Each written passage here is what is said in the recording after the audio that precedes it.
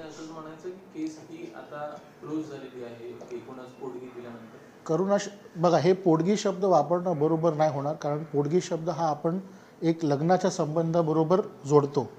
हे maintenance outside marriage जे काय असतात त्याला फक्त मेंटेनन्स हे शब्द वापरावा.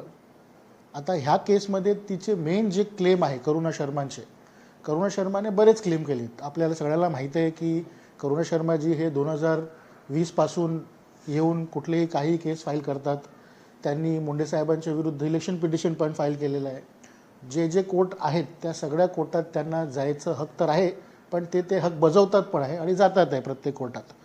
तर ह्या केसमध्ये त्यांनी काय क्लेम केलं आहे की मला वाईफ म्हणून स्वीकारावं असं त्यांनी विचारलेलं आहे. त्यांनी असं सांगितलेलं आहे की मला प्रोटेक्शन द्यावा, पोलीसची प्रोटेक्शन द्यावी मला, कारण मी पॉलिटिशियन आहे हे वगैरे वगैरे. मग त्यांनी सांगितले की मला काय 25 कोटी रुपये पाहिजे. मग त्यांनी म्हटलं मला महिन्या 5 लाख ते 25 लाख रुपये पाहिजे. हे सगळं त्यांनी एका पिटिशनमध्ये फाईल केलेलं आहे. ते पिटिशनमध्ये त्यांनी एक इंटरिम ॲप्लिकेशन फाईल केलं आहे, कारण जे मेन पिटिशन आहे ते डिसाईड व्हायला वेळ लागेल. जोपर्यंत होत नाही तोपर्यंत त्यांनी सांगितले की माझ्याकडे पैसे नाही आहेत, मला उदयनिर्वाहासाठी पैसे लागतील, म्हणून मला 5 ते 25 लाख रुपये द्या. आता फक्त त्या ॲप्लिकेशनवर कोर्टाने सांगितलेलं आहे की तिला 1 लाख ते 1.25 लाख रुपये महिन्याचे देण्यात हरकत नसावी आणि ते मुंडे साहेबांनी तिला द्यावे. आता ही ऑर्डर जे काय न्यायिक प्रक्रिया असते, रिव्हिजन, हायकोर्ट, सुप्रीम कोर्ट, ते सगळं चालू राहील. पण ऑर्डर एवढंच आहे, दुसरं काही नाही आहे. आणि मेन पिटिशन जे आहे ते पेंडिंग आहे, त्याला वेळ लागेल.